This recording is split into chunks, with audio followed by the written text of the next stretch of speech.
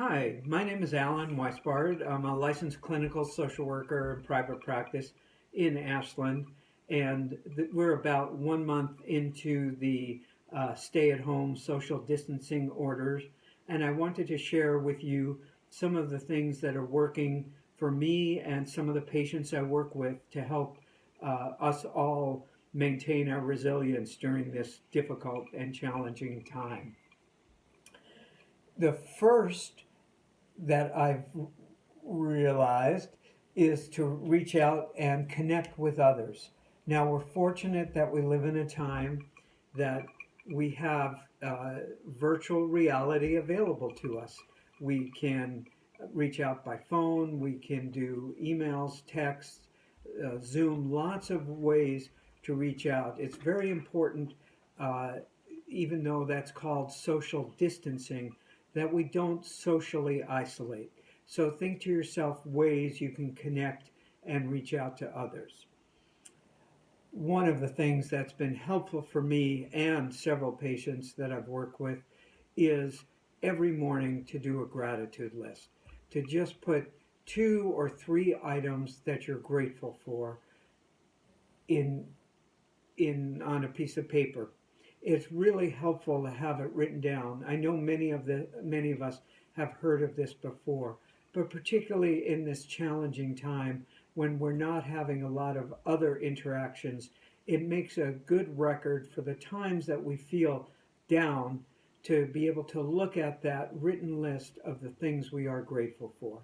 Because the reality is, as we watch the news, as we're connecting, we do realize we're in very challenging times and we all have ups and downs. So the gratitude list can be very helpful at evening out those downs and getting us more balanced.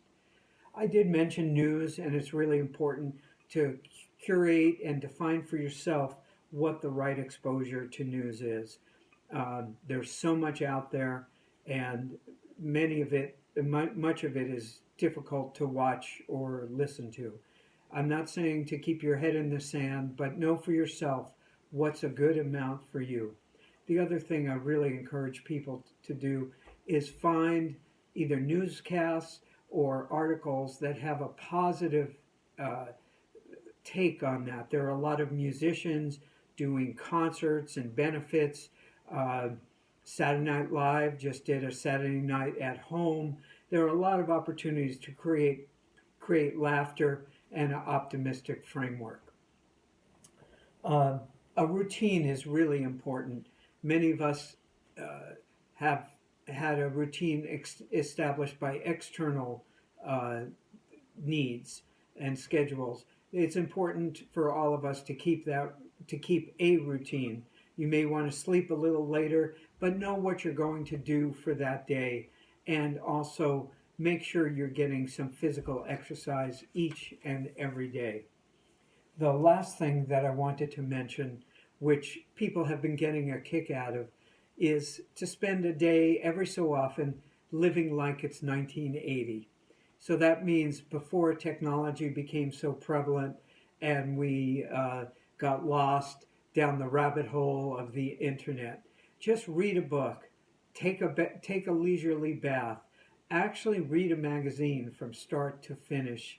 See what else you might think of that reminds you of the 1980s, and give yourself a break from the technology. I want to thank you all for your attention and time. And I do have these tips written down as well as many other tips for dealing with increasing our resilience on my website, which is healthyoptimism.com. Wishing you the best.